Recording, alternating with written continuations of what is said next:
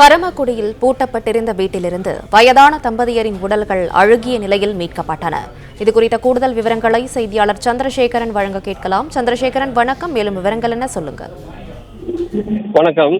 ராமநாதபுரம் மாவட்டம் பரமக்குடி தாலுகா காட்டு பரமக்குடி கிராமத்தில் உள்ள மேலத்தெருவைச் சேர்ந்த தம்பதிகள் நாகசுப்பிரமணியன், தனலட்சுமி. இவர்கள் தனியாக வசித்து வருகிறார்.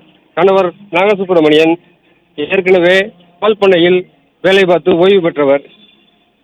குழந்தைகள் மகன்கள் தனித்தனியாக கல்யாணம் செய்து வெவ்வேறு வீட்டில் வசித்து வருகின்றனர். கடந்த ஞாயிற்றுக்கிழமை கும்பகோணத்தில் உள்ள மகள் தாய் தந்தையருக்கு பேசினதில் தொடர்பு கொண்டுள்ளார்கள். அதைத் தொடர்ந்து 2 நாட்களாக தொலைபேசியில் தொடர்பு கொள்ள முடியவில்லை. சந்தேகமடைந்த மகள் வீட்டிற்கு வந்து பார்த்தபோது வீடு பூட்டியிருந்து உள்ளே இருந்து துர்நாற்றம் வீசியுள்ளது. இவர் கொடுத்த தகவலை எடுத்து போலீசார் முன்னிலையில் வீடை உடைத்து பார்த்த பொழுது இருவரும் வீட்டிற்குள் அழுகிய நிலையில் பிணமாக கிடந்துள்ளனர். இதையடுத்து போலீசார் கொலையா தற்கொலையா என விசாரணை செய்து வருகின்றனர். பிளே ஸ்டோர் மற்றும் ஆப் ஸ்டோரில் இருந்து பாலிமர் செயலியை QR கோடு மூலம் பதிவிறக்கம் செய்யுங்கள். செய்திகளை உடனுக்குடன் பெறுங்கள்.